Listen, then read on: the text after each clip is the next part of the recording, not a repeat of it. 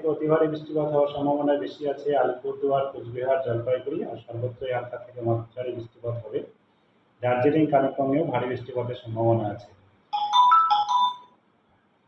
আর Malda, north south Dinajpur, উত্তরবঙ্গের এই 3টি জেলাতে থান্ডারস্টর্মের সাথে বৃষ্টিপাত কোথাও কোথাও হওয়ার সম্ভাবনা আছে। দক্ষিণবঙ্গে আগামী 24 ঘন্টায় বিক্ষিপ্তভাবে বজ্রবিদ্যুৎ সহ বৃষ্টিপাত 1-2 জায়গা করে হওয়ার সম্ভাবনা আছে বিক্ষিপ্তভাবে।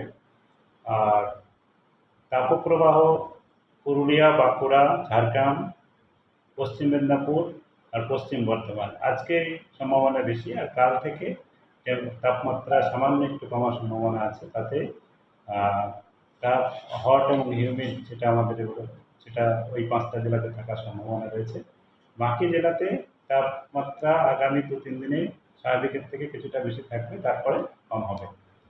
2-3 দিন পর থেকে বৃষ্টিপাতের পরিমাণ দক্ষিণবঙ্গে বাড়ার সম্ভাবনা আছে, যার প্রভাবে আমরা বলেছি আগামী 4-5 দিনের মধ্যে দক্ষিণবঙ্গের কিছু এলাকায়, তার সঙ্গে উত্তরবঙ্গের যেসব জায়গাতে বাকি রয়েছে সেই সমস্ত জেলাতে, যেমন উত্তর দক্ষিণ দিনাজপুর আর মালদা, মৌসুমী বায়ু প্রবেশ করার সম্ভাবনা আছে।